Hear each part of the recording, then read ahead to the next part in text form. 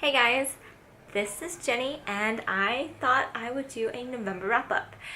For the month of November, I read 8 books and I listened to 1 audiobook. So I finished up 9 books total. And the first book I read in the month of November was I started it late October and I finished it literally a few days into November, and that's Sophocles. The Oedipus cycle, and I have to tell you, I love the tragedy that's in this book. I mean, it made my heart race. I mean, this is the second time reading this book since high school, and I have to say that the Oedipus cycle is just, out of all the plays that's in this book, it's just the best. Oedipus at Colonus is pretty slow, but it gets the story going. And Antigone, it's sad, but it wasn't as tragic. It didn't hit me hard as it did with Oedipus Rex.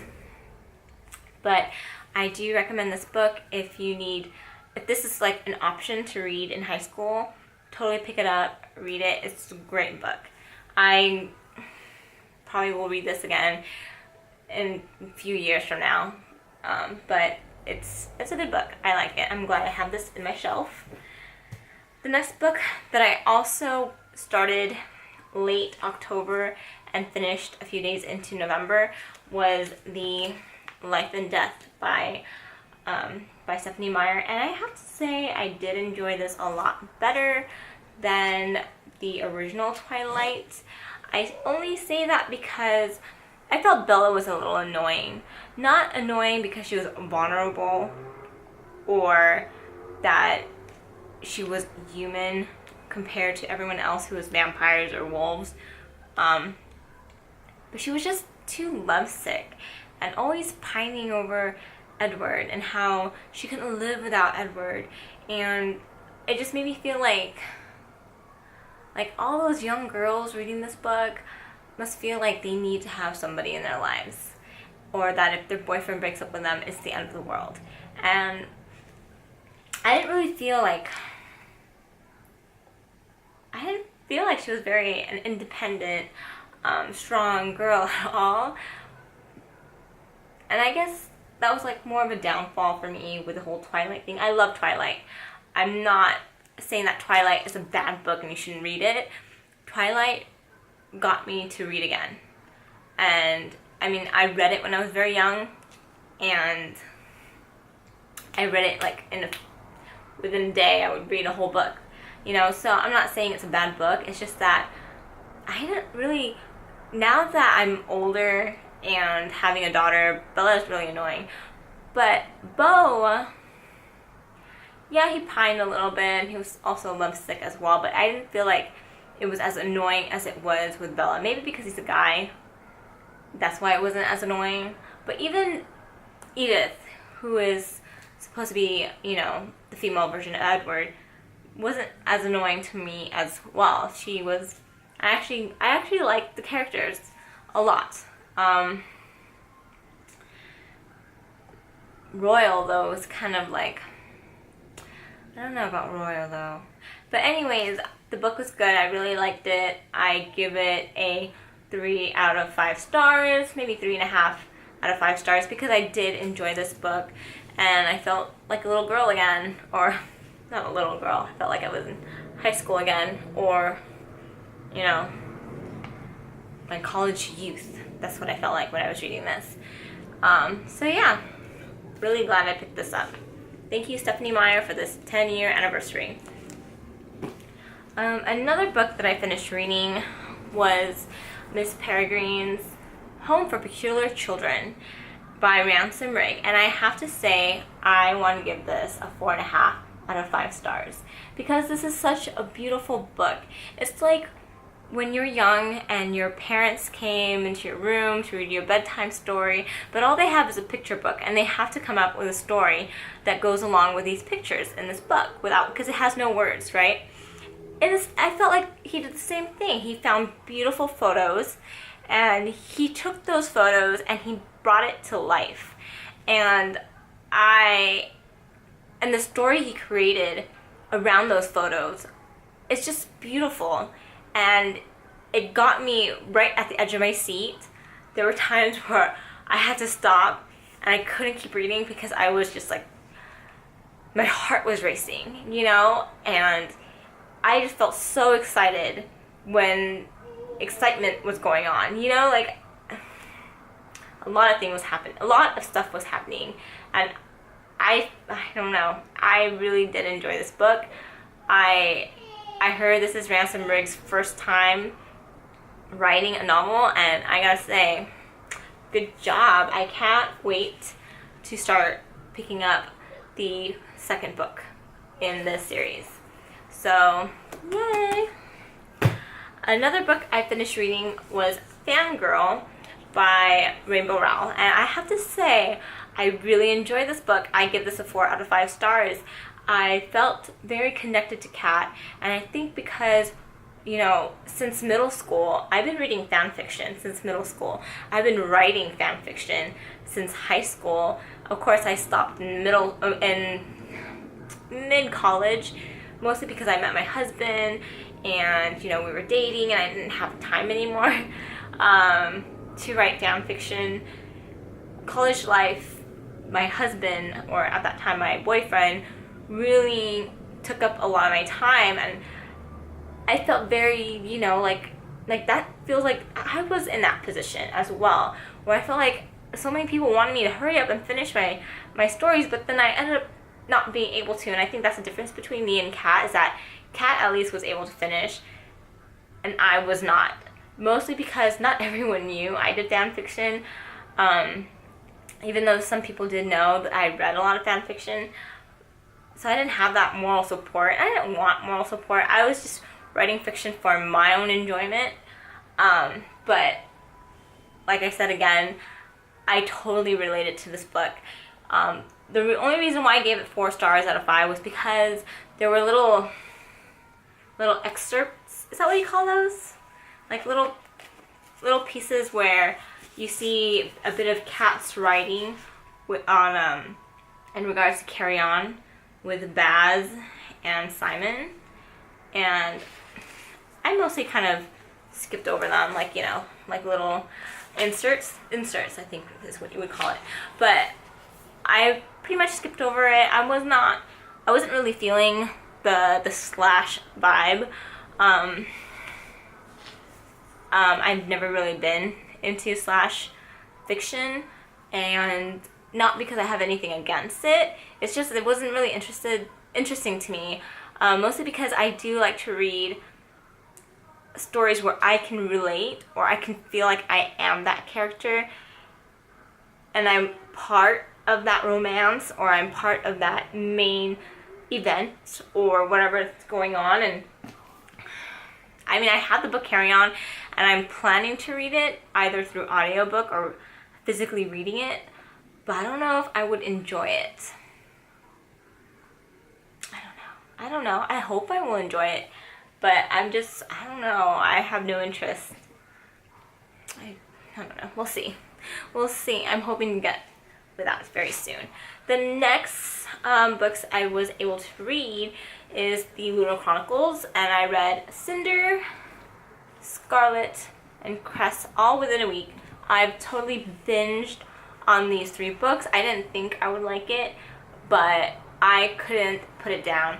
I have kids. I have a toddler and a little baby girl who is going to be 11 months soon, tomorrow. Or if you're watching this on December 3rd, today. And I have to say, I felt like I was cheating on my children with this series, and it's like my husband had to take over with the kids so I can finish this. And I feel so bad about it, but I do love the story. I love the world. I give it a 5 out of 5 just for pure enjoyment that I had with these books.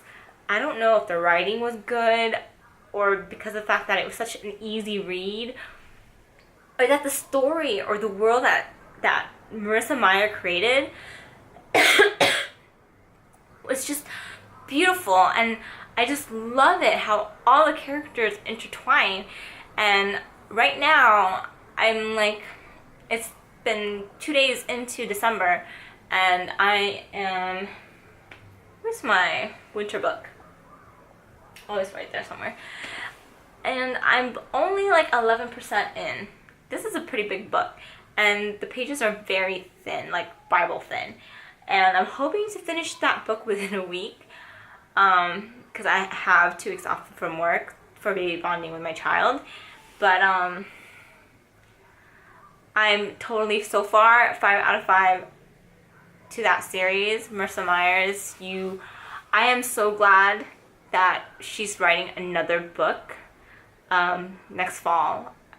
So it's just, I don't know, you guys. The next and last book that I was able to finish reading, literally to the last day of November, is City of Bones. Part of the Shadowhunter series, the Mortal Instruments. And I decided that I wanted to pick up the series, mostly because Pretty Little Liars is about to end, and the Shadowhunters is coming on as a television show on ABC Family, or soon to be Freedom.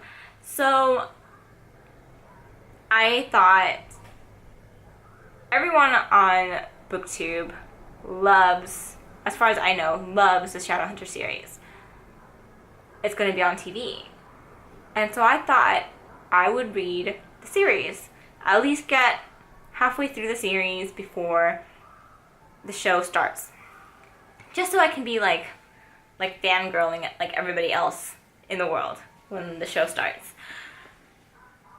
So City of Bones was actually pretty good. I give it a 3.5 to 4 stars out of 5. Just because I had a hard time reading this. I felt like a week passed and I wasn't even halfway through it. I don't know why it was such a hard read. But someone told me, or someone mentioned something on someone's Instagram about how it can be a little difficult to read the first book, but once you hit the second book, it starts to get a lot easier and more enjoyable. So I took that advice, and by the time I ended this book, it started getting a lot more interesting. So now I'm kind of like 3 chapters in to the City of Ashes, and it's actually pretty good. I like it. So hopefully I can get at least 3 books in before the series starts. I doubt it, because I have books I need to read besides this, and I work and I have kids. So we'll see. We'll play it by ear. The last thing that I finished was The Six of Crows by Leigh Bardugo. Is that it? Leigh Bardugo. And I didn't think I would like it because it's about 6 dangerous outcasts doing one impossible heist. And I'm not much for those type of stories. I'm more of fantasy, romance. You know, I'm into stuff like that. But actually I enjoyed it. I actually enjoyed it a little too much. I think I give it a 5 out of 5. And the audiobook itself is just marvelous. Like, we went to San Francisco and I drove the whole way. And normally I can only drive 2 hours before I fall asleep. But when this thing was on, I drove all 6 hours to San Francisco, from only being able to sleep for 2-3 hours and getting up at 3 in the morning and getting on the road at 4 and riding the whole way into San Francisco. I was able to stay up because of this audiobook. The voice actors were so great, so consistent. It's just so And the book itself is just like, I ordered the physical copy, and I normally don't like to order physical copies if I have an audiobook unless I know I'm going to read it again. I don't like to buy books unless I'm going to crack it open and read it. So I bought it because that's how much I like it, and I know Leigh Bardugo is writing the second book of this series. It's going to come out next fall, and I'm thinking of cracking that book open and actually physically reading it before that new book comes out. So anyways, those are my 9 books that I've read and of course listened to in the month of November. I am hoping to read just as much in the month of December, but right now I only have those 4 books from my previous video that I need to read for December, and hopefully I will get through that very, very fast. Please subscribe, like the video. I'm hoping to do more videos. I have a haul coming up for Amazon for next Tuesday, and hopefully I will be getting my book outlet haul coming very soon, so I can pull that up in November. Pull that up on Thursday, along with some other candles that I'm getting. I would open for you guys, and we'll take a look at together. And so yeah, if you guys want a full-on review on certain books, more than happy to oblige. Other than that, I will see you guys later. Peace.